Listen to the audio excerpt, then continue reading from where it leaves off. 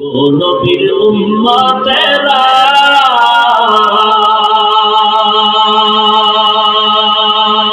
হয়ে আজি দিশাহারা,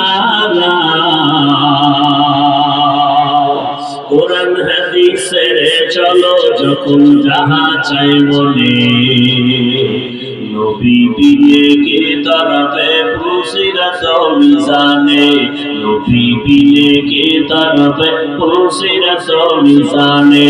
চলো চলো চলো মুমিন চলো নবীর সন্ধানে, নবী বিনে কে তারাতে ফুসিরাত মিজানে, নবী বিনে কে তারাতে ফুসিরাত মিজানে। উম্মতের কান্ডারি নবী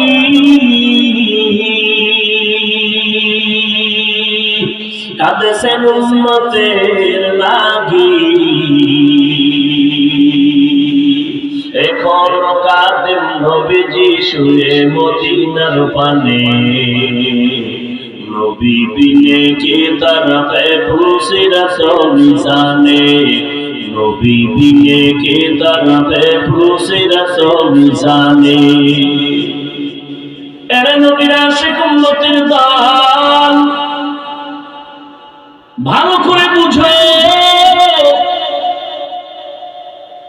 জান্নাত শুধু মুমিন পাবে, আর কেউ জান্নাত পাবে না।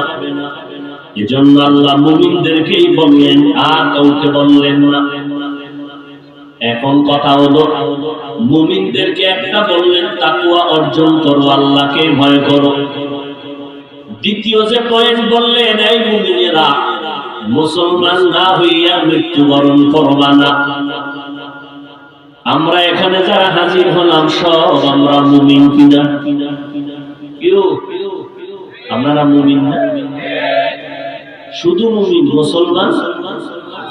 মুসলমান যেমন আমরা মুমিন আলহামদুলিল্লাহ, তেমন আমরা মুসলমান। কিন্তু আল্লাহ এই আয়াতে কেন বললেন এই মুমিনেরা মুসলমান হইয়া মরো? মুমিনেরা কেন আল্লাহ বললেন মুসলমান হইয়া মরো?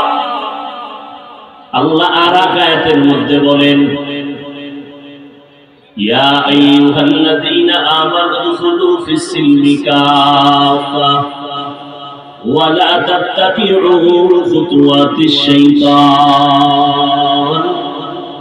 ইন্নাহু লাকুম আদুউম মুবিন।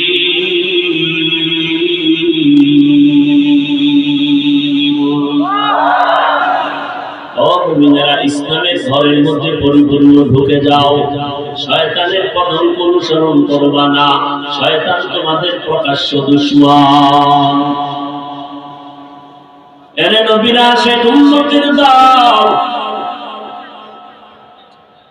আর আয়াতে আমার আল্লাহ বলেন, ইয়া আইয়ুহাল্লাযীনা আমানু আমিনু বিল্লাহি ওয়া রাসূলিহি, এই মুমিনেরা আল্লাহর উপরে রাসূলের উপরে ঈমান আনো। আল্লাহ মুমিনদেরকে আবার কেন ঈমান আনার দাওয়াত দিলেন? আমরা আল্লাহর উপরে নবীর উপরে ঈমান আনার কারণেই তো মুমিন হয়েছি।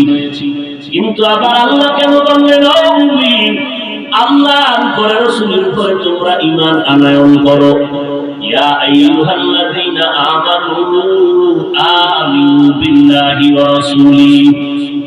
আল্লাহ তাআলা কেন বলছেন?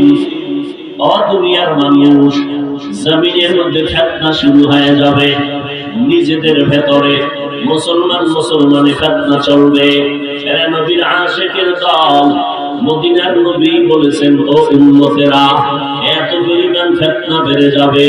আমার আল্লাহ গায়বের মালিক, আমার আল্লাহ ভালো করে জানতেন এই ফিতনার মধ্যে মুসলমানেরা বিপাকে পড়ে যাবে। একদল মুসলমান আর একদল মুসলমানের প্রশ্ন করবে, ফিতনা ছড়ানোর জন্য, আটকানোর জন্য নিজের বড় মনে করবে, অন্যকে তুচ্ছ মনে করবে।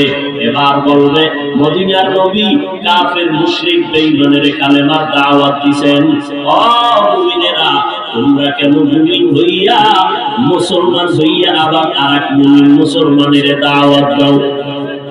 এরকম প্রশ্ন করনেওয়ালা আছে না? কোন হিন্দু করে না, বৌদ্ধ করে না, ইহুদি করে না, খ্রিস্টানেরা করে না। মুসলমান হইয়া মুসলমানের প্রশ্ন করে আটকায়, এই তাবলীগের ভাইয়ারা, আমার নবী বেঈমানের কালেমার দাওয়াত দিবেন, তোমরা কেন মুসলমান হইয়া মুসলমানের কালেমার দাওয়াত দাও? এমন প্রশ্নকারী এই জমানায় অভাব নাই। আল্লাহ ডাক দিয়ে কয়, আমি আল্লাহ নিজেই যদি মুমিনের আবার ইমানের দাওয়াত দিতে পারি, দুনিয়ার মুসলমান কেন অন্য মুসলমানের কেন দাওয়াত দিতে পারে না?